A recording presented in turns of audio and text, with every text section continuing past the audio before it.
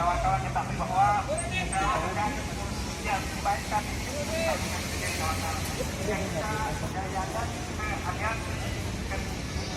forum pemuda akan katakan sendiri sebab apa yang kemudian terjadi di kawan-kawan.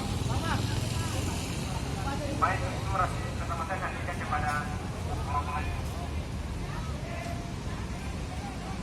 Baik itu matang ini. Para kawan-kawan. Berangkat dari sana.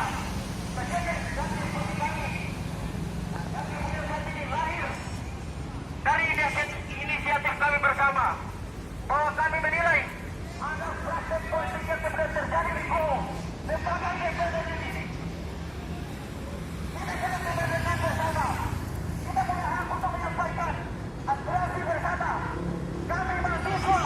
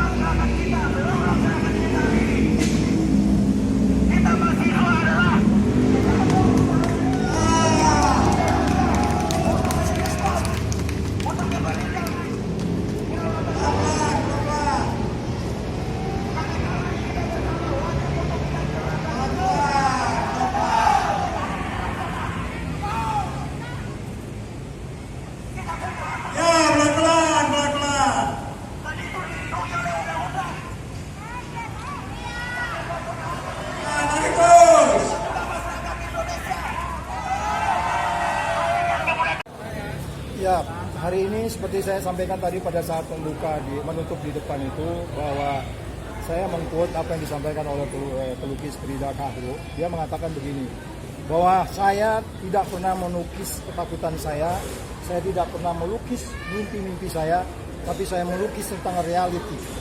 Saya quote itu, saya katakan KPK hari ini tidak pernah takut, KPK tidak pernah bermimpi, tapi KPK bicara kenyataan. Kenyataannya apa? Kenyataannya indeks persepsi korupsinya 38. Kenyataannya apa? Kenyataannya ucapan, pikiran, tindakan orang tidak sama. Ya. Kenyataannya apa? Kenyataannya sangat lambat pertumbuhannya. Kenyataannya apa? Kita tanda tangani piagam PBB. Terus kemudian kita tidak lanjutkan. Tahun 2003 piagam PBB, 2006 kita tanda tangani. Sampai hari ini kita tidak laksanakan itu. Itu kenyataan-kenyataan. Kenyataan-kenyataan itu kemudian diperparah lagi dengan piagam PBB itu sendiri yang kita harus patuhi, bahwa harus ada badan di suatu negara yang permanen, yang independen, yang bebas dari pengaruh-pengaruh yang tidak penting. Bahkan dia harus menggunakan yang sifatnya disebut spesial teknik dalam piagam PBB itu penyadapan. Oleh sebab itu tidak sesuainya ucapan, pikiran, dan tindakan ini, itu fakta. Ini hanya simbol saja, ditutup dengan kain hitam, mengingatkan bahwa ada jalan panjang yang harus kita lalui di negeri ini. Ya, daripada sekedar membahas undang-undang atau KPK yang kita harap tadinya kalaupun ada perubahan itu memperkuat, bukan memperlemah. Memperkuat apa? Contohnya deputinya ditambah. Ada satu badan itu deputinya di kelembagaannya sampai 9, ada 8, KPK deputinya baru berapa. Oleh sebab itu sekali lagi saya mengatakan hari ini hanya berupa simbol saja, dan kemudian kita berharap rakyat, karena KPK tidak bisa berdiri sendiri, kami hanya kurang dari 2.000 orang. Kalau rakyatnya pengen-pengennya seperti itu, ya pejuang-pejuang di KPK ini tidak akan pernah berhenti. Karena kami digaji sesuai dengan undang-undang KPK. Kami digaji dengan kode etik KPK. Kita akan berjuang sesuai dengan nilai-nilai yang ada di KPK. Nah, kalau itu dianggap sebagai sebuah yang kontraproduktif dengan upaya pemberantasan korupsi, itu salah. Ya, jadi sekali lagi saya katakan terima kasih juga pegawai yang sudah sedikit mengganggu hari Minggu saya, nggak apa-apa karena ini perjuangan. Saya datang kemari. Itu kira-kira ya. Makna penutupan simbolnya apa? Saya katakan kembali lagi bahwa maknanya bahwa kita sekarang ini tidak boleh bermimpi, tidak boleh takut, tapi kita harus menghadapi kenyataan. Kenyataannya itu indeks persepsi korupsinya 38 dan tidak sesuainya ucapan, pikiran, dan tindakan. Dan ini berbahaya buat sebuah negara besar yang sedang membangun. Dan itu harus diubah. Sini hanya berupa sebuah simbol untuk mengingatkan ada jalan panjang yang harus kita sama-sama lakukan. Kayak gitu. Dalam agenda rapat paripurna DPR kemarin kan semua fraksi sudah menyetujui Pak. Nah, mungkin harapannya nanti kan ini kan akan berpindah ke Presiden Pak.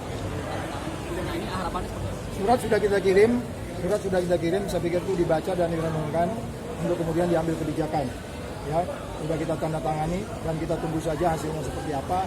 Saya percaya masih banyak orang baik di Indonesia.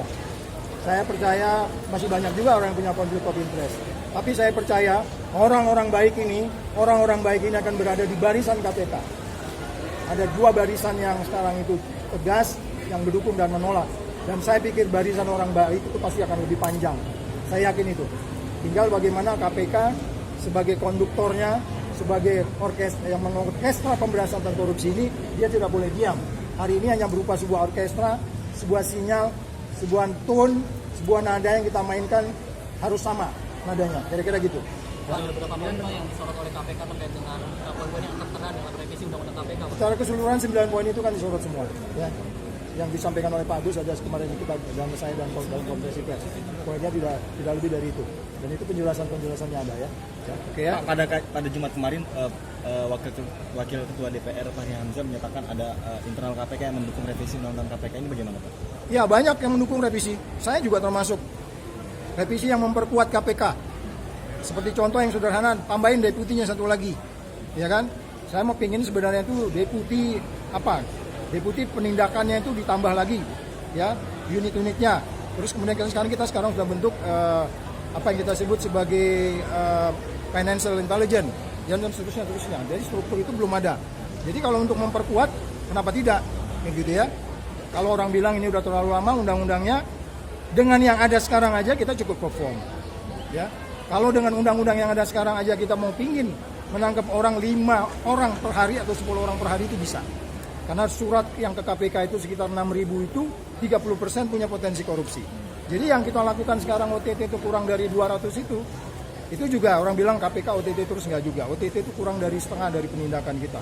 Dari 1.000 lebih yang sudah kita penjarakan, sekitar kasusnya itu sekitar kurang 200 saja yang OTT. Jadi lebih banyak juga di pencegahan. Oleh sebab itu deputi pencegahannya kita bagi lagi khusus deputi LHKPN dan seterusnya. Pokoknya yang memperkuat itu harus kita terima. Ya. Jadi bukan untuk memperlemah, kira-kira gitu. Ada dugaan bahwa revisi ini adalah bagian dari serangan balik dari koruptor, dan ada dugaan nggak sih Pak bahwa ada kasus yang kemudian menjadi pemicu dari revisi ini? Nah makanya kalau kita berspekulasi kita akan sesat. Kalau kita berspekulasi tentang latar belakang dan background, kita akan sesat dan kita masuk dalam perdebatan yang hanya isinya analisis.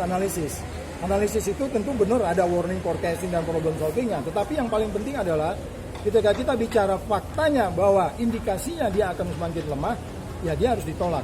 Jadi soal apa background di belakang itu, keinginannya apa, siapa yang bermain, dan kenapa mereka bermain, kenapa di putaran terakhir bermain, itu semuanya kan sudah bisa dipahami gitu. Oleh sebab itu saya katakan KPK tidak berspekulasi kepada informasi atau analisis yang tidak jelas.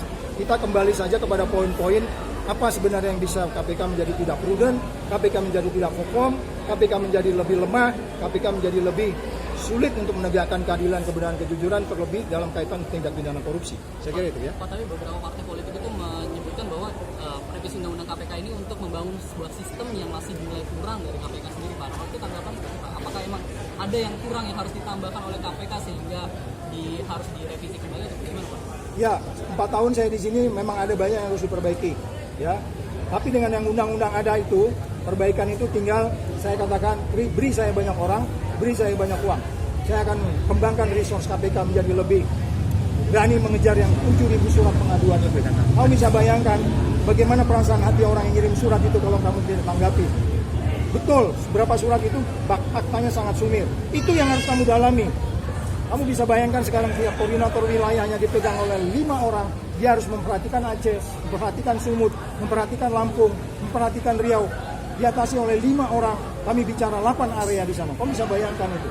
Jadi kalaupun KPK harus diperbaiki betul supaya dia prudent, supaya dia lebih perform, supaya rakyat lebih jerah, supaya lebih banyak membawa orang ke depan pengadilan kalau memang dia terbukti. Jadi upaya-upaya untuk perbaikan itu dengan undang-undang yang ada sekarang, kasih resource yang lebih besar, kami hanya dapat kurang dari 1 triliun per tahun mengawasi uang yang 2.500 triliun. Doesn't make sense. Ya, oleh sebab itu sekali lagi kasih resource yang betul supaya kemudian ada perubahan yang signifikan di tengah-tengah masyarakat. Karena menindak itu adalah cara mencegah yang paling baik sebenarnya. Ya, oke cukup ya. Sudah serak soalnya.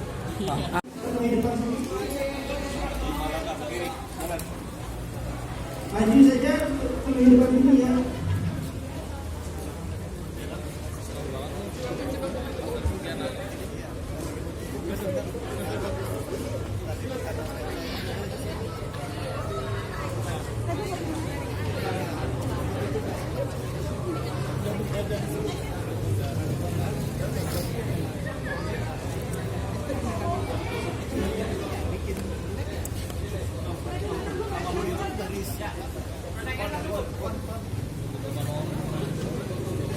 Yang tulisan di tengah nih. Mas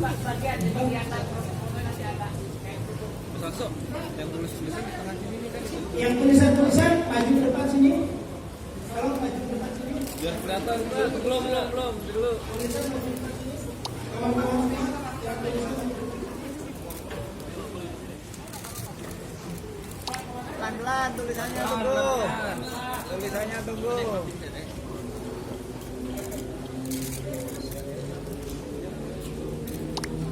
Oke kawan-kawan. Momen kedua ini penuntutan akan dipimpin kembali oleh Pak Saud.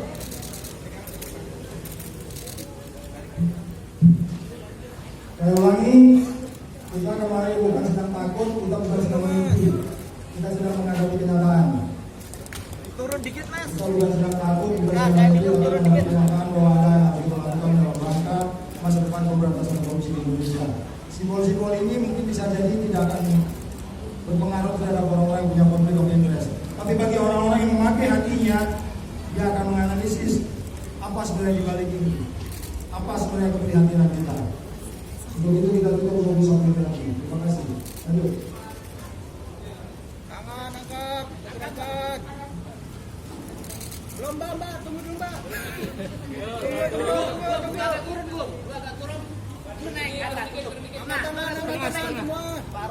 Paruh dulu. Yang bawah turun, yang kanan turun. Yang kiri naikin. Yang kiri naik. Yang kanan turunin. Turun dikit.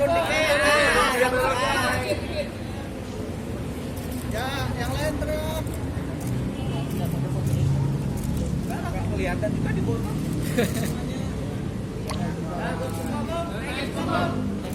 Pasut.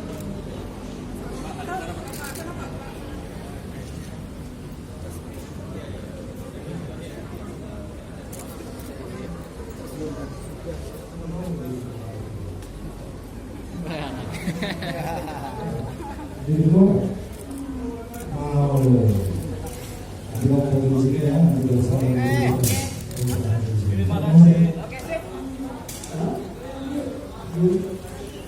Oke.